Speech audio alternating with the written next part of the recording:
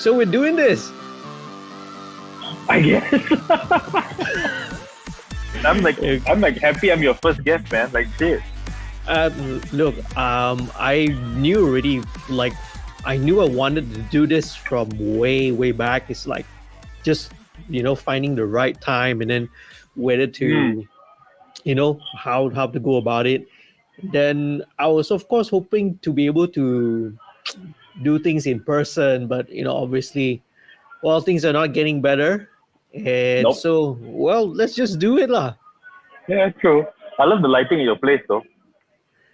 Lighting in my place, I just switch on my lights and just one light in front of me. That's all. Yeah, I need to learn a lot of things. My lighting is guerrilla style, just whatever. Put the light there, Yeah, switch it on. but it works out because you don't get the reflection on your glasses. Okay. I didn't notice that. Because even like now, I got like if I'm sitting in the wrong way, you'll see reflections on my glasses. Oh yeah. And then sometimes you see those, if they're using a ring light, then you can see the ring light. Yeah. It's like, wow, cool effect, huh? Yeah. So, True, man. wait, This hang on. this. Something. This picture, what I'm seeing you doing is unbelievable. You are actually sitting in the coffee bean, dining in. Yeah, Bloody we opened up July. I think early July that we opened up for dining. Yeah, early July. God damn it. Bloody hell. It's Well, so Sabah unfair, is man. huge, right? Because Sabah is so big, the numbers, even though it's so high, just that the size. I mean, Sabah is huge, man. Yeah. I mean, under the plan, what phase is Sabah under now? Second. Phase 2 lah. So phase 2. Yeah, but I don't know how closely they're following federal. Like they're like very like no, they're opening dining in. Yeah. Well, Sabah has the autonomy to to decide. To do it. Yeah. Wow, it's like, I mean, it's like we're living in parallel universes. Parallel. You are sitting in coffee bean, having a coffee, Yeah, and directly, having a podcast with you. and we here are all stuck in our miserable, homes, or well, this is home for me technically. Yeah, but do you actually go home or do you actually stay there? Yeah, well, I do go home. Okay, all right. Can't say anything again because this is gonna go out, to go out on a public platform. So I'm at home. What home studio, ma? Home studio, lah. Yes, very true. So I'm at home, right? Yeah. But anyway, I'm glad you got some time to sit down to do this, man. Hey, thanks for the invite, man. Yeah, I mean, chat with JD. Come on. well, I mean, we've chatted quite a lot, whenever you've been down here, or the rare occasions where I've been up to KK. And to my earlier point, I would say I knew that if I were to do this podcast, I knew that first person that I would want to talk to would be you. Oh, thanks so much, dude. That's crazy. That's crazy to hear, man. Well, thank you for doing this, lah. Yeah. Besides what's going on, I heard you are essentially now a frontliner.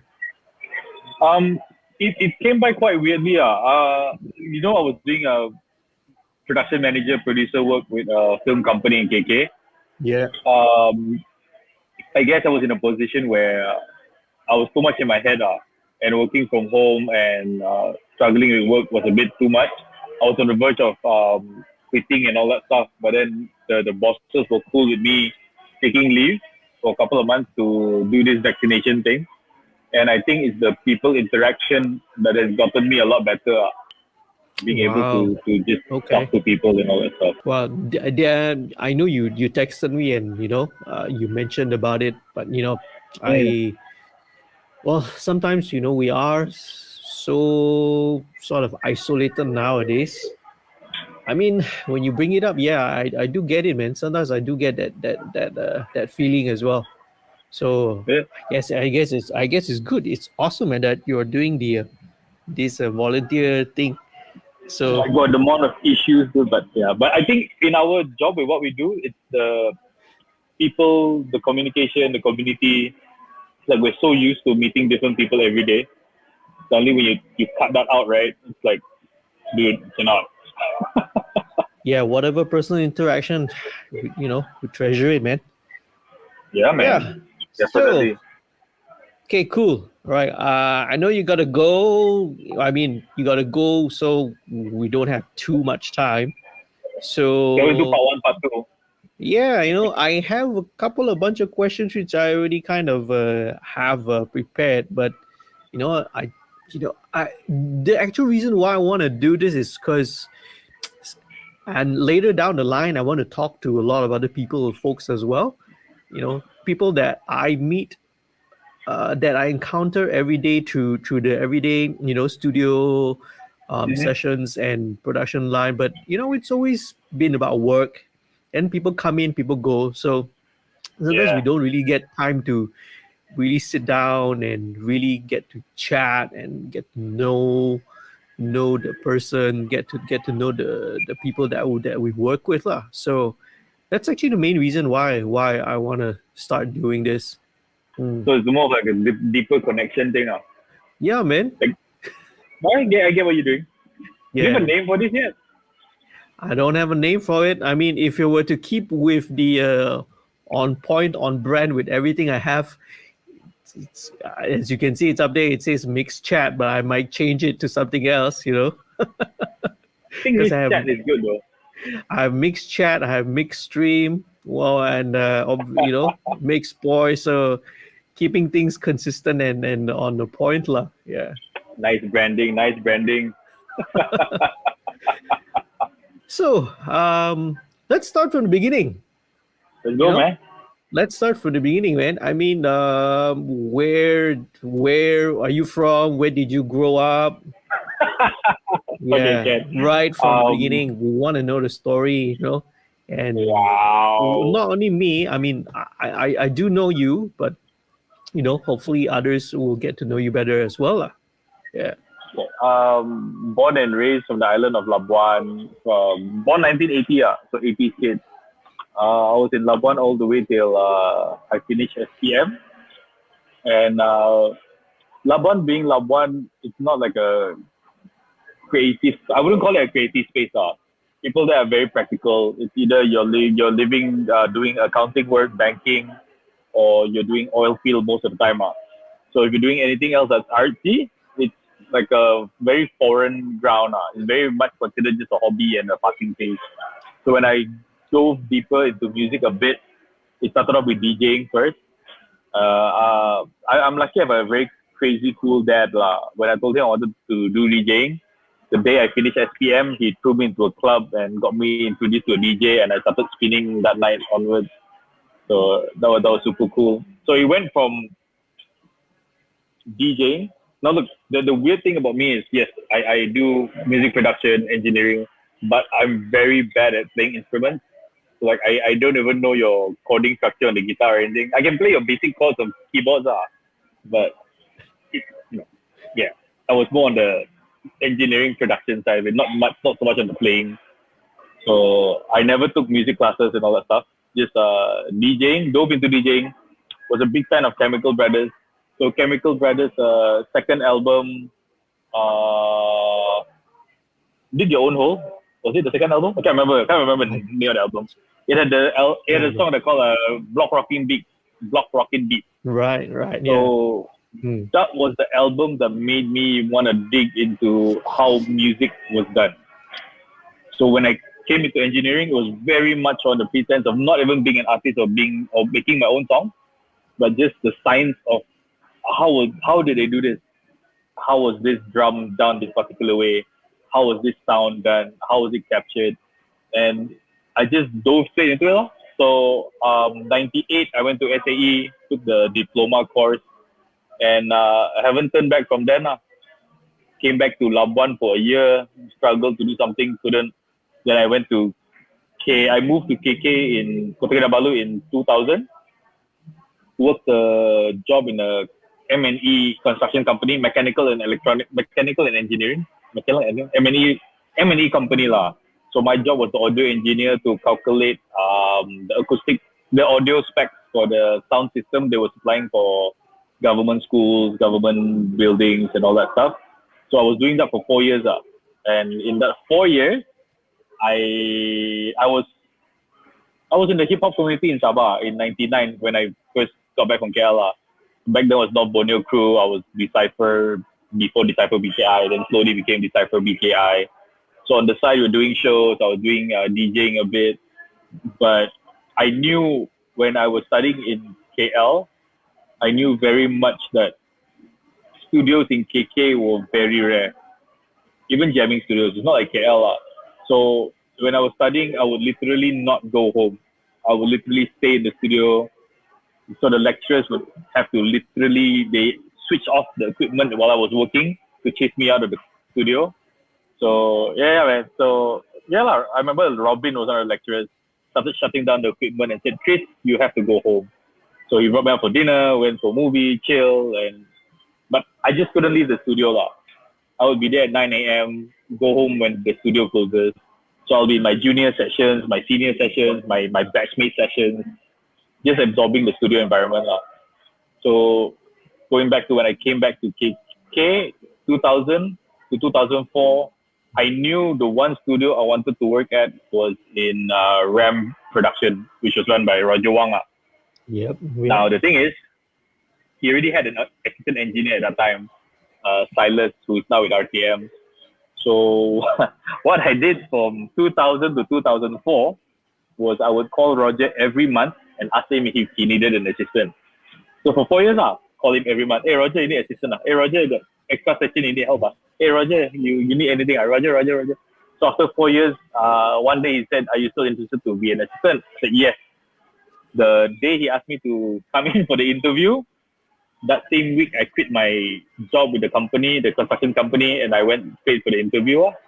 And yeah, man, I've been at that studio from 2004 till we closed doors in 2019.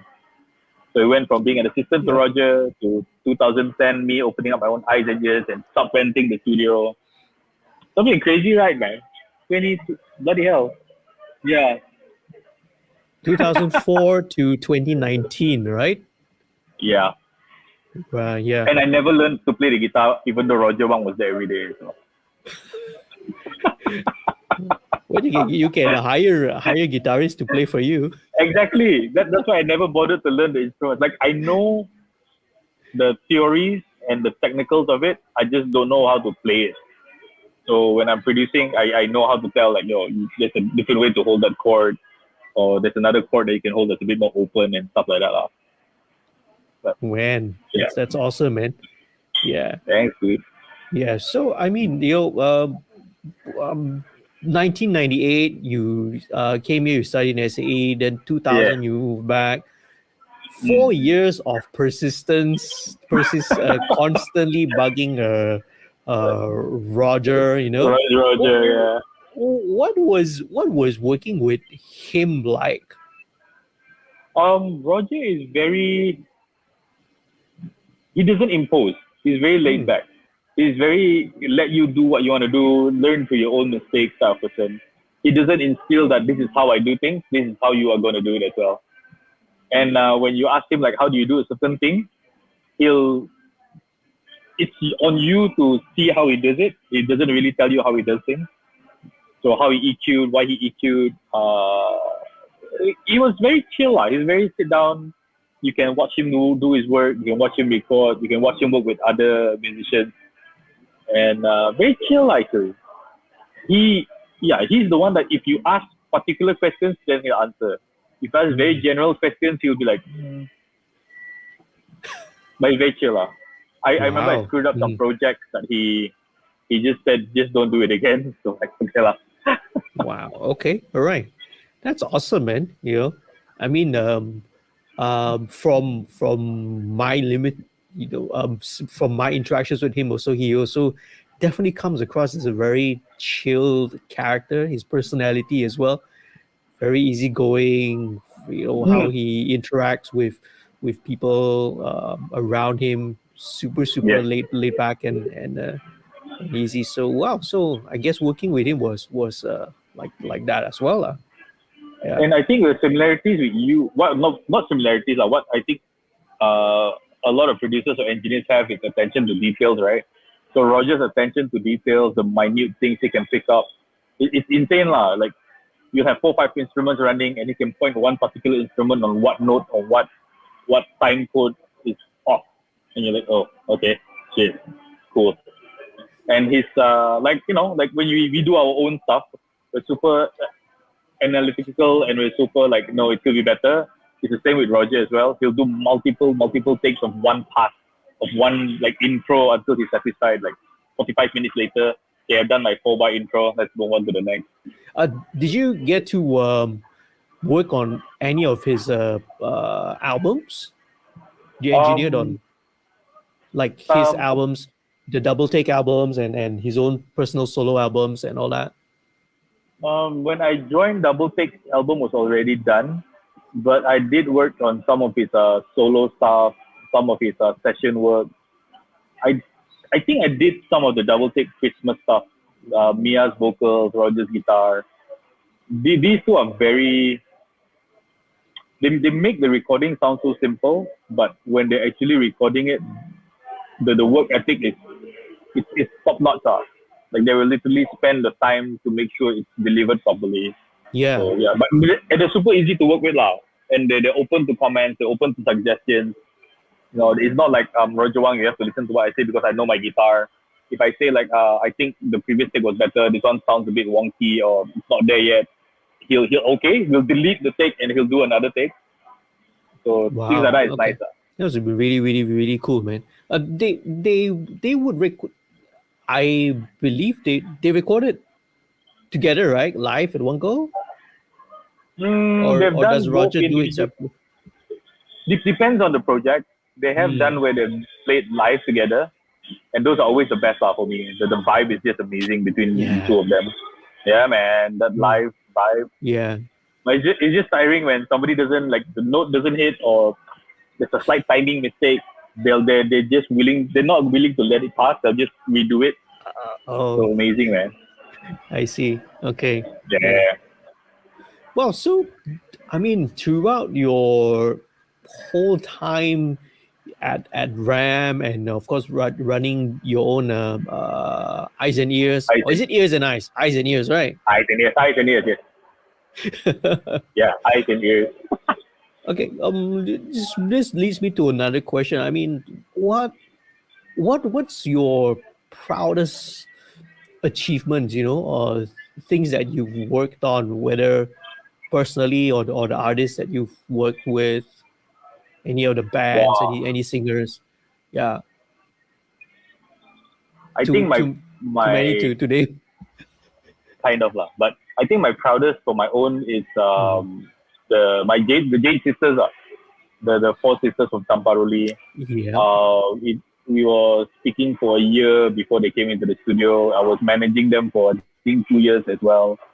I think that was good because we did a lot of things on the bucket list we wanted to do. Did a video clip, went on radio, did multiple shows, played in the JB Arts Fest and everything. A TV show in Thailand actually picked up their song to use as a theme song. They had a small fan base in Korea as well because Joan, the elder sister, was in Korea for a school trip. She went to a music store and the Mm. store clerk actually brought out their own custom made poster and said, "Oh, this is you, this is you." And that was Wow. amazing story to hear, man. Yeah, Yeah. that was amazing. That's incredible, Other man. than Yeah.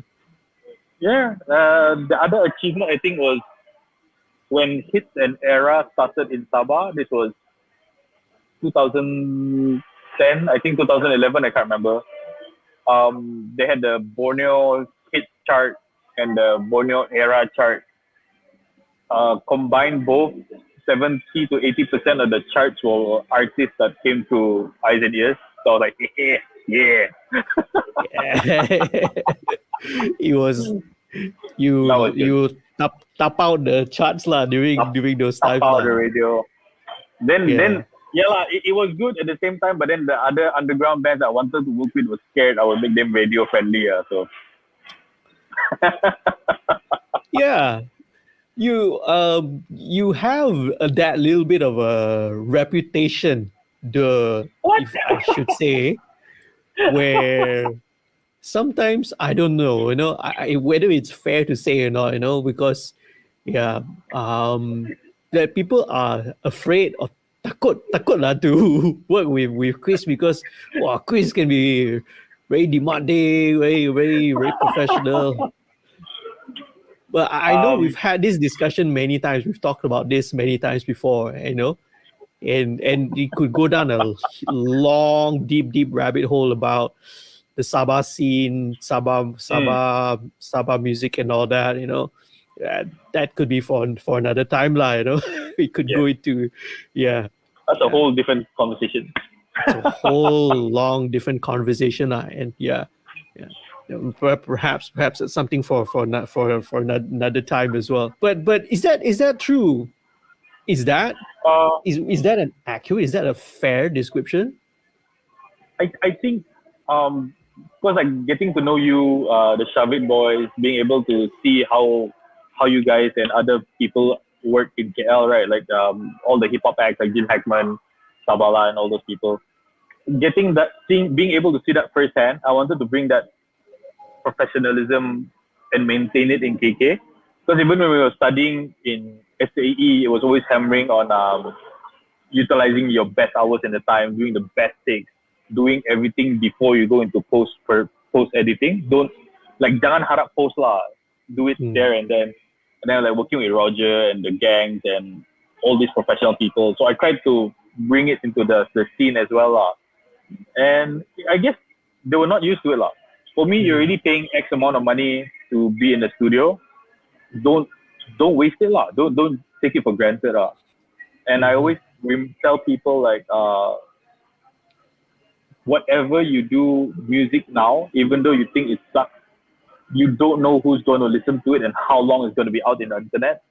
So I never treat any project as a Chinchay project. I always treat every project as it has to be as best as it possibly can for that particular song, regardless lah. Is it an underground radio jingle, theme song for association or whatever?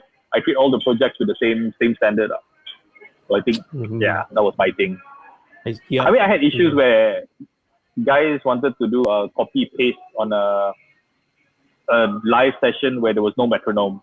So if you do a cut and paste, you know the tempo lari and everything. So I said cannot lah. I explained why it's not going to work. And then okay lah, we finished the session. Then they ended up going to another studio because the other studio would do the cut and paste that I wouldn't do. Oh So I'm man, like, whatever, man. oh man, yeah.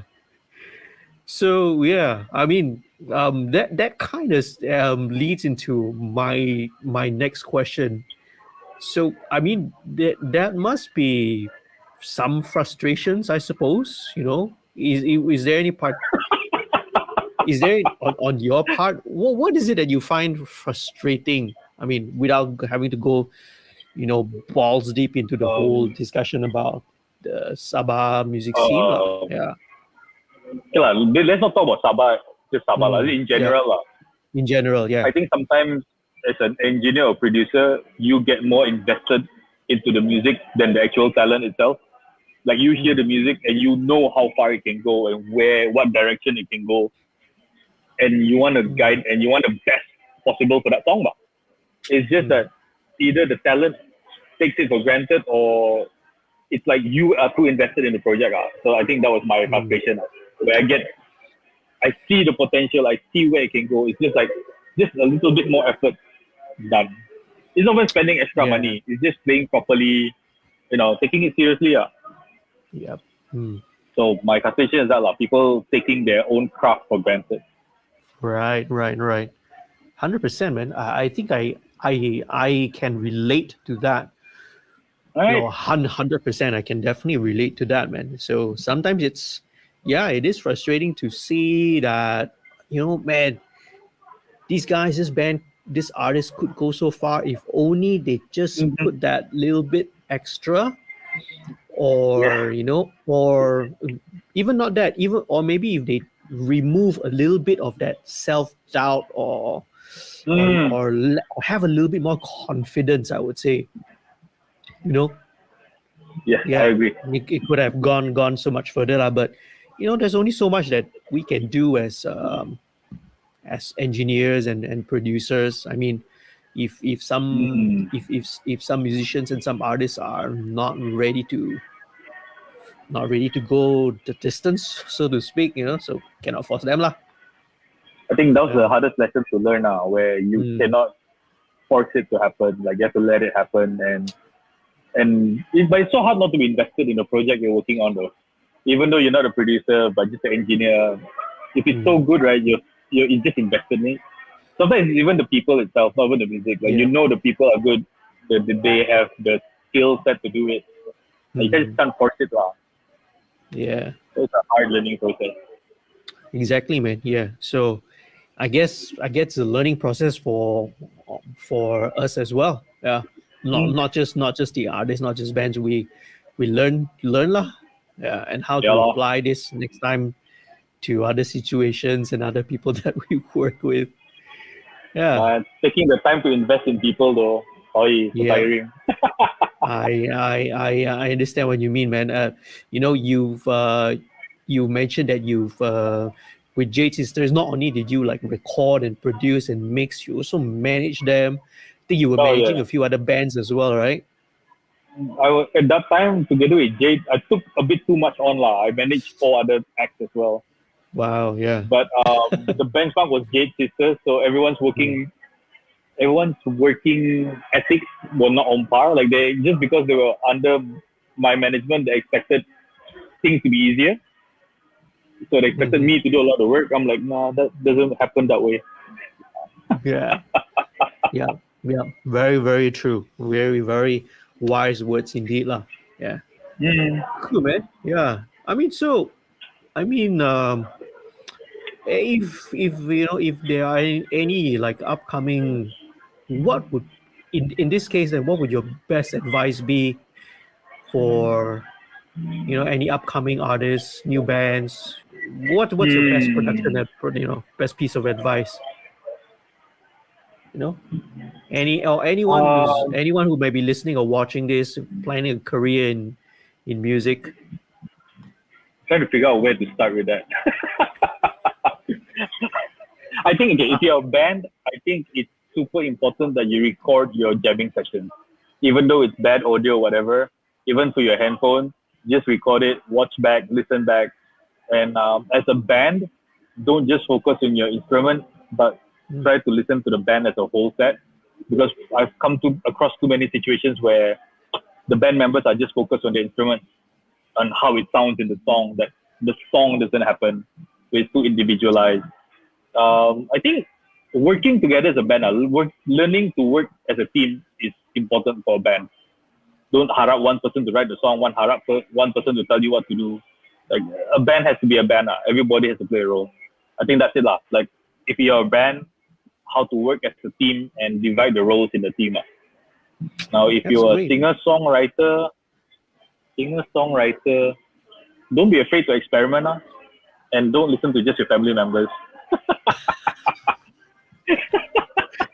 Or your boyfriend or girlfriend telling you that, Yeah, oh, man. your song very good, very good. Yeah. Yeah. Listen to. I think the only way you grow is when you listen to negative reviews. If all you're listening to positive reviews, you stay in a very safe place. So when you hear Yep. negative reviews or negative comments, or if not even negative, like growing comments, like positive Yep. reinforcements or whatever you call it, you take a listen to all that and evaluate it into your situation. Hmm. Yep. Yeah, because if everybody tells you your stuff is good, you end up believing it's good, and it's actually, you know, Yeah, not that's not good lah, but you get stuck inside that echo chamber, that bubble. yeah, Yeah. yeah, it becomes a Yeah. safe space. Mm. So yeah, learn to appreciate feedback and reviews, and don't take it personally. Like, come on, what the amount of negative feedback I got? Shit. Yeah, if it does things that don't kill you, just make you stronger, just make you better, you know. Cliche, but it's Ooh, true. Yeah. words. You know? Two words, very, very Yeah. two words. Well, I mean that's great advice. You know, if my band, if we got that advice when we were starting out, you know, we might have gotten through some things, but you know, yeah. Oh shit, I But thought that you is guys did definitely start that awesome. way. Actually, we did lah. You know, so we did have, you know, we did have a good, you know, I would say every one of us, you know, speaking about Pop Shop, all of us had a sensible set of heads on all of us lah. You know, and we got a Mm. lot of good advice from people like Paul Moss, Ahmad Izam Omar, folks who signed us up in the label. But that's this is not about me, man. Not about us. I'm still trying to have time to have a chat with Ahmad Izam though, even though he's in Singapore. Before the pandemic, we were supposed to have coffee, but then the pandemic happened. Because I still want to start. Yeah. It's an itch I have lah. I want to kick off a label in KK. So for me, Positive Tone was a very crucial label, I would say, in the development of the music scene in Malaysia. So I just wanted to pick his brains on how, why, when you stepped away, how do you know when to step away, and like how do you know who to pick or who to work with, stuff like that lah. Just random stuff. I will get to that later on. You know, I want to ask you about what your plans are, what the things Oh I'm shit! hearing Okay. you have stuff that's in store. You know, I mean, if you want to share, lah, Yeah. we'll get to that Yeah. later. Now let's Yeah, get to yeah, the yeah. fun part. I just want to ask you a couple of questions about gear and equipment. Oh my Okay, lord. right. What So equipment? my first question is studio and recording gear lah, audio gear Okay. lah. Not cameras and videography gear because that's not where my area expertise is. We stick to audio and studio stuff. What's your Yeah, also let's do first? this. I kind of know your this answer to this one, but I'm gonna ask it anyway. What's your favorite piece of studio equipment? Oh, the Uh, IFA uh, one, man. Oh, no, not necessarily restricted to ones that you have or own. What would be your favorite piece? Ooh. Ooh. I would love an SSL 9000J. You can I don't need get 48 channels. I can get 12 with the bus. I'm okay. you can subscribe to the plugin Alliance bundle and get the SSL 9000J now. I actually Hey, bought the SSL Essentials though. oh, the SSL bundle, is it? Okay, okay. The G bus and the channel. Well, all you need now is the controller, the control surface, man. One of my student has it, man. I'm like, what? What? Yeah, he has it. But what interface does he use? I don't remember what interface he's using now. He suddenly went on the binge and gotten a whole bunch of outboard gears. I'm like, okay, Oh, okay, all right. somebody's happy. No, it would be so funny if if he was getting the SSL new the fader, the UF8, or what is it called, UF8, right, or something like Yeah, that, plus yeah. the G, the compressor, the controller and all that. Tapi He pakai, has both, man. but then you use the Focusrite Scarlett interface, Hey, Focusrite okay again, okay? If you're using or built-in audio, or using the Behringer UMC. You spend so much money the on that, Behringer. but then your interface, yeah. Well, Music Tribe is opening. Talking That's about where the look Behringer, sell, man. yeah, the look definitely lah. Hmm. But anyway, yeah. Yeah. Music Tribe is opening, is building their plant here, right, in Kedah. They're being a factory, right? Yep, Yeah. yeah, Shit. yeah. Wonder if that impacts pricing or not. I don't have. I think it know. doesn't though. Well, we'll see how Unless you can backdoor B stock. well, see who anybody works there lah. Then yeah. So, Like they got extra. I thought your answer would be okay. You said the 9000J. I thought your answer would be the SSL, the compressor. Oh, I thought it would be I kind of that. got over it. I know, You like, I got it got on my hand, but Yes, exactly. I was going to point that out. So you gotten over it already lah. This is like an ex-girlfriend that you tattooed her no, name on it's like you. it's it's like I still have it, but it's not where I do or die. I need to have it anymore lah. So you still keep It's the gotten to the tattoo point lah. where every boy, I still keep that. I still have it on my signal chain as well, but it's like, it's like Okay. it's gotten to the point where I'm tired of everybody using it. I'm like, come on, why? Find another bus compressor. Oh, okay. All right. Yeah. So right. And maybe another. There's still a lot of room for other tattoos. Yeah, I need to. I want to do the ISA preamp here. Is there an ISA or maybe the Neve preamp or API preamp? API preamp, Neve compressor. That'd be awesome. uh, cool, man. Yeah. So let's move on. All right. Yeah, So just a question: which door are you on? the one you don't like, Logic Pro X. I didn't say I don't like it. I just don't use it. You're complaining it's too colorful, too many colors. I just make fun of it. It's I understand. illogical. Illogical. Cool. Right. But yeah, I guess I liked it because Hmm. I felt what I used to do with Sonar, Reason, Fruity Loops, Acid to do one song, I can do it all with just Logic. So that's where Yep. when I found Logic, I got into it. It was like all in one. No? Oh yeah, definitely, Yeah, man. That is definitely one of the best selling points and the strengths yeah, of man. Logic lah. And Yeah. and I also feel the stock plugins are pretty awesome. Like I've done singles, songs with just using the stock plugins. So that's the first time I've just used purely stock plugins. Before this, it's always issues with all the other plugins. So Logic feels pretty solid. I could be biased, but it feels very solid. And like out of the box, you don't have to add anything on. Everything is there. Oh no. What you say is definitely 100% accurate, and is very very an accurate statement lah when it comes to Logic lah.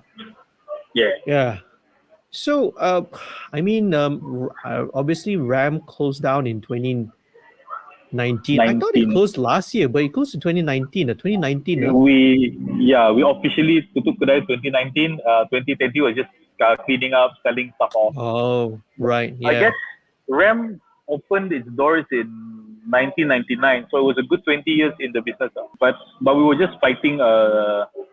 We were just keeping it open for the sake of keeping it open. Roger said it earlier. I didn't want to believe it, but when we closed it, it felt like I was fighting to keep it open just to keep it open.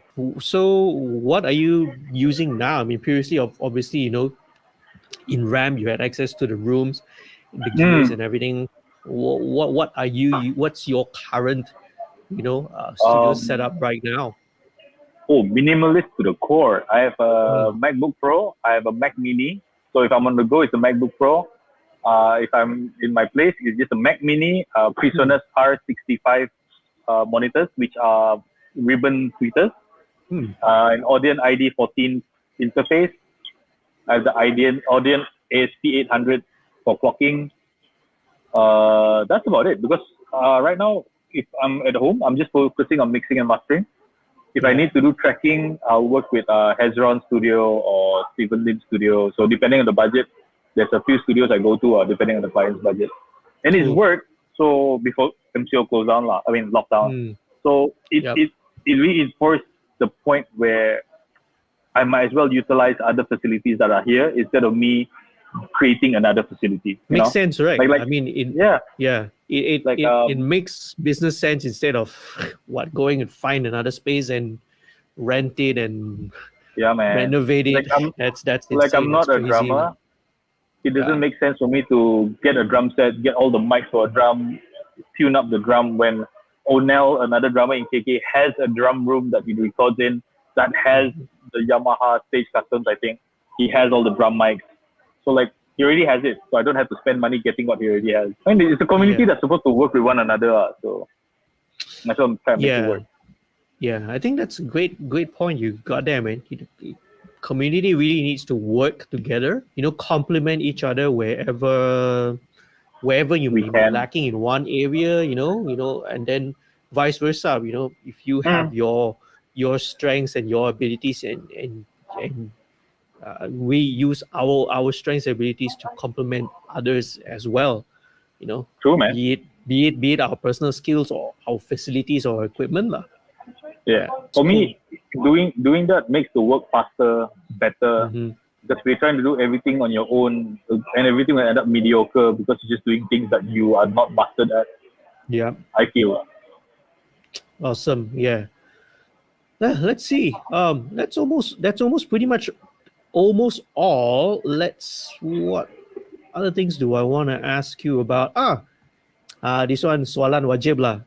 What would be your desert island records if you were stranded on a desert island Uh, nowadays? three You albums. have three albums to bring with you. Three albums. People still listen to albums. Okay lah. In no particular order, but okay lah. This in age lah. Which album came out first and shit. Sting's 10 Summoner's Tale. Chemical Brothers. That's Dig Your Own Hole, I think. Second album. Okay. Yeah. And Incubus. Wish You Were Here.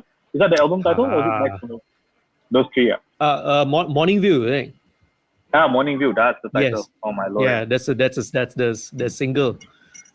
Yes. Cool. Yeah.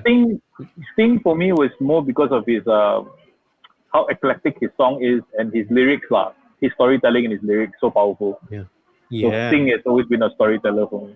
Awesome, man. Yeah. And Yeah. three is totally separate and diverse artists, different styles, different sounding Right. artists as well. And I just realized not one of it's a hip hop album. You call yourself a DJ and MC? I'm a rapper without a hip hop album I bring to the desert. Yeah, man. Yeah, if a hip hop album.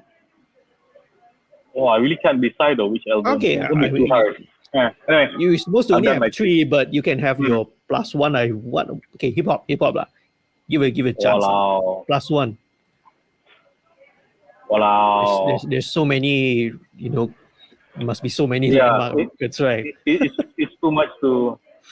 I think that's why I don't, because I'm so into hip hop. Like I do rap, right? So like, it's weird when I actually start writing or like I'm focusing on my songs or writing songs or featuring for other people. I actually do not listen to hip hop. I stay away from hip hop. I listen to like house, electronica, metal, rock, and everything else but hip hop. Ooh, I'll bring Aesop Rock's. I can't remember his title album, but one of Aesop Rock's album. How Aesop do you Rock spell is it? AESOP ROCK. Oh, okay. Aesop, the one who writes the fairy tales and the Yeah, that guy. that guy. I mean, Yeah. the writer is a different person. It's the same name lah. Yeah, Aesop. Aesop Rock. Okay. Crazy lyrics. All right. Yeah. Takes a while to decipher it, so that's why I like it. I see what you did there, man. Takes a while for you to decipher. But these are all musician and audio engineer jokes. Oh, so sad. So sad, I can add on to that list. Top 3 Malaysian albums, or must listen Malaysian albums. Oh. Definitely Pop Shavit's first album, because for me that was hella different. I will also take Love Me Butch first album, because that's hella different. And I forgot what the third one was already. Who's the third one already? I'll come back to you on the third one, but Pop Shavit and Love Me Butch. Because Pop Shavit, for me, you guys came in at the time where I think you guys not made it clean, but it was produced and done well. Like there was thought behind the music. It wasn't just like, okay, let's jam, sambung buat lagu, put it out, Like you guys sat on the song, studied it, and it was varied enough.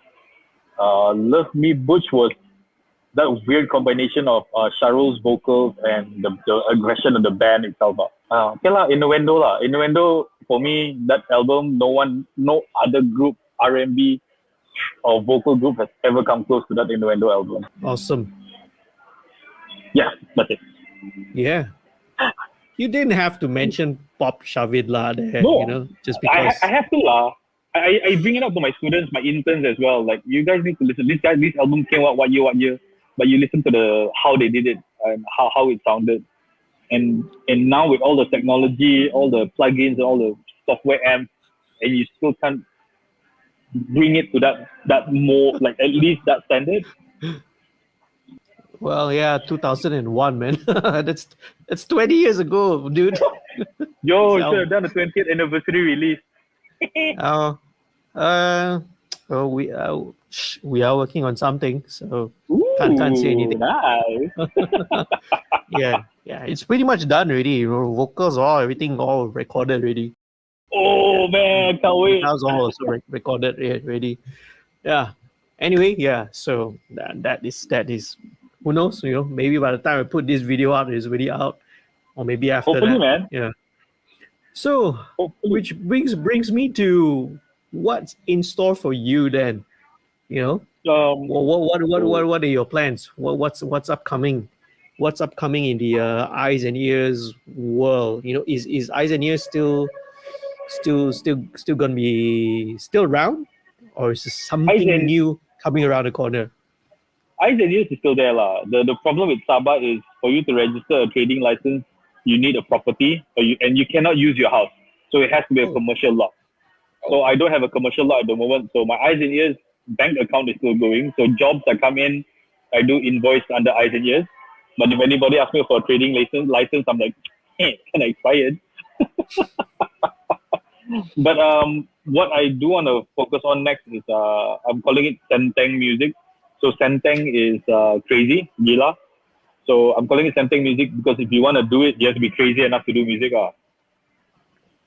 What? So what is this? What is this going to be? Is this going to be a label? It's going to be like it's a boutique. I say boutique label / digital distributor. But I'm gonna maybe work with maximum 4 people at a time. We're currently working with one guy called Stevel Lumbasi.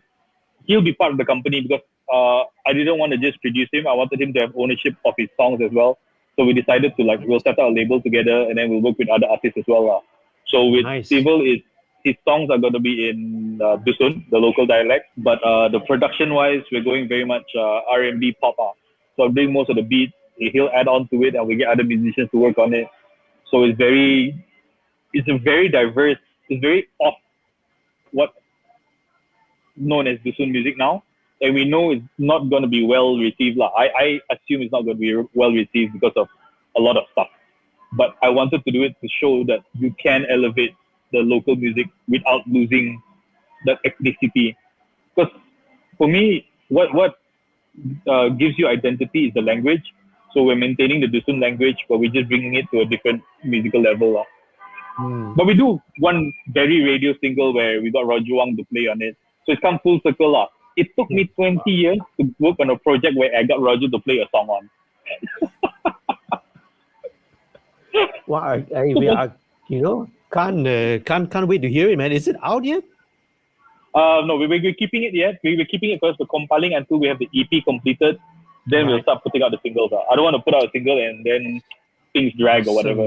We're thinking of putting out 5 songs. So we have 1 down, so we have 4 more songs to do. And we are working on, I think, 12 demos at the moment, and then we'll pick and choose from there. That is so cool, man. I mean, I've been hearing, I've heard you, drop little teasers of not the music, but you mentioned what you were gonna do, from time to time. So it might be a good time to let the world know what's coming up and what's in store. So put the pressure on. So Senteng music, yeah. Senteng music. So Senteng, how do I spell that? Senteng, one word, Senteng. And that means that means crazy in I thought it was Malay. I guess it's not. it's supposed to be a Malay word, Senteng. Oh, okay. Isn't it? Well, I can always do a fact check right now and Google and see what it is lah. I always, I always assumed it was a Malay word. So yeah. Okay. Yeah. It's not. So the So tagline it's, is yeah. Senteng music for those gila enough to do it. Is there any page or website or Not yet, not yet, social not yet. media? Not yet, right? Okay. Not yet, Right. not yet. I have But the logo we, done and all that, but I haven't put it out yet. okay, we'll wait for the official reveal lah. Once all the things come out, you know. Are you Yeah. looking to sign any besides that the one artist that you what's his name again? Stevel. You know, okay. Stevel. Besides him. Stevell. Oh, okay. Anyone else you're looking for? Maybe myself. Ah, okay. Yeah. There is a girl from Tamparoli. She'll be doing Dusun as well. There is a instrumental guitarist. He does a lot of delay, electronic, loopy stuff. Oh, So, okay. so yeah, just like it's not. I'm very practical with it. I know it's not going to be like a bankrolling, money making thing, but I really want to focus on talent or people I can help to give the opportunity to put the songs out.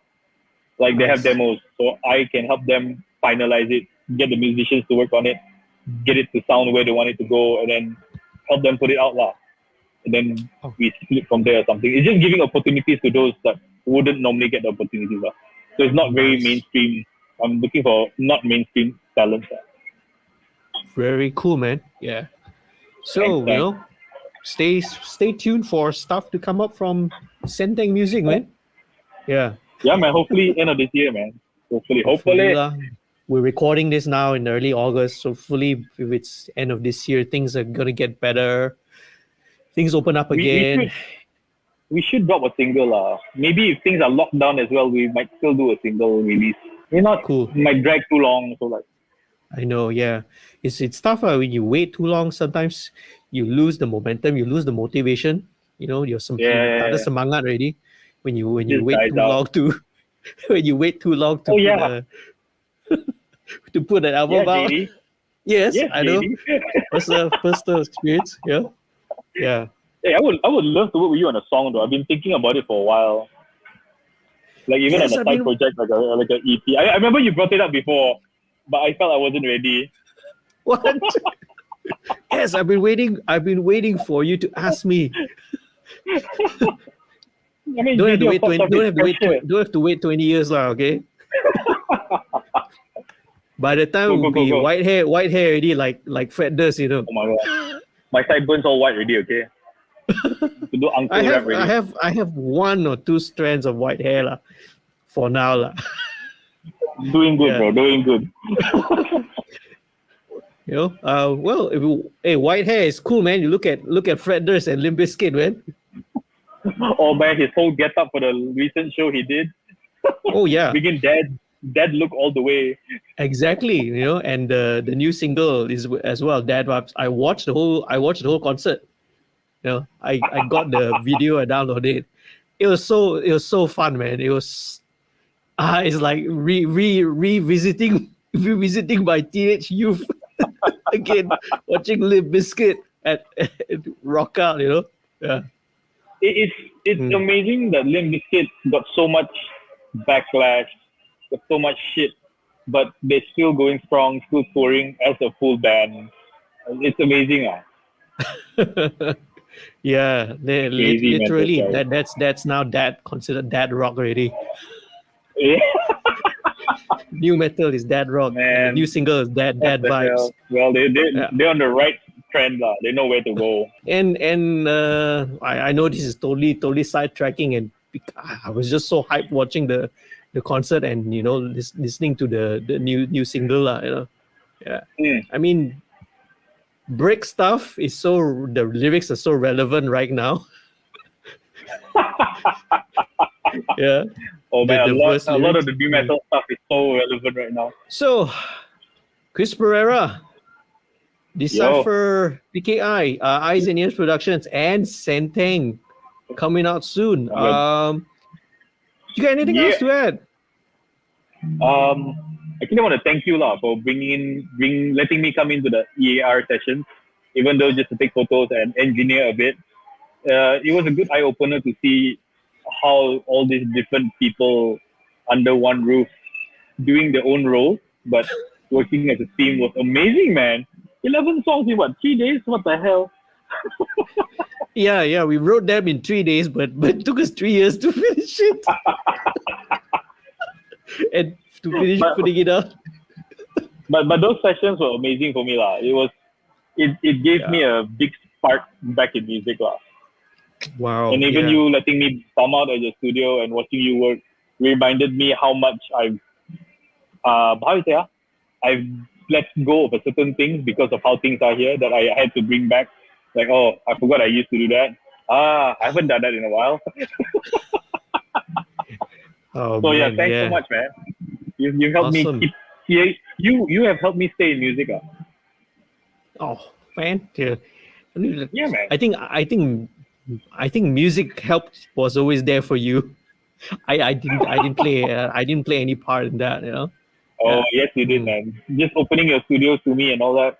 That was amazing, man. Oh, hint, your studio is still open here for you. I'll visit in 2022 when we can fly again. Well, if only we could fly. Sorry for bringing that Lord. back again. No, it's okay. This is what I mean, you see. It's so relevant now. If only we could fly. Now we cannot fly, you know. We could fly. Cool, man. All right, cool, man. But man. How do we how do listeners get in touch with you? What's your social media? Share with us. My email is eyesandears.kk@gmail.com. If you search that email, you will find my YouTube links. My YouTube links under eyesandearskk@gmail.com. Can't remember the name, but yeah, that's my account. Eyes and Ears. Yeah. So there's E&E production on IG, which is a bit stagnant now, so don't worry about that. But music-wise, I'm Decipher BKI on IG, Twitter. Chris can shoot as my photography thing. But yeah, even with Decipher BKI, I'm doing a lot more hip-hop mixing stuff. So focusing on rebranding that, bringing that name back alive after a while. Cool.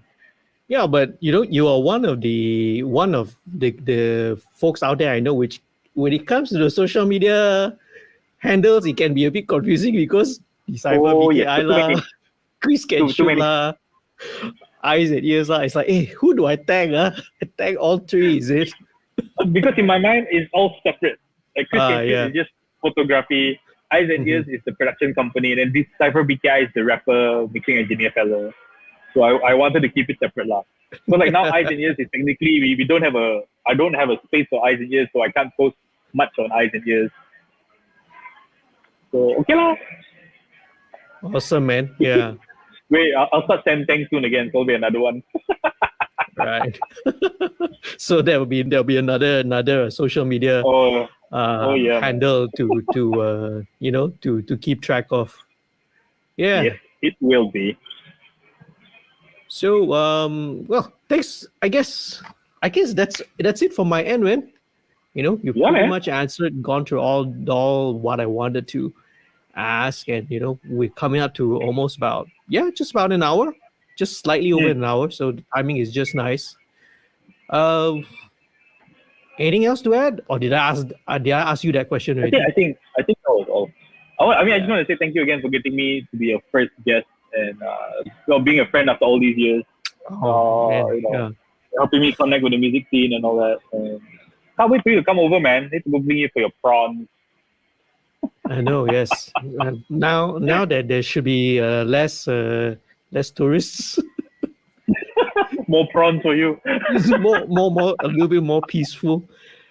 I hope to see you in person, man, brother. I hope to be to even take my family down, bring them here, and then finally take my wife and kid to come and visit Sabah, visit KK. They have always wanted to. Yeah.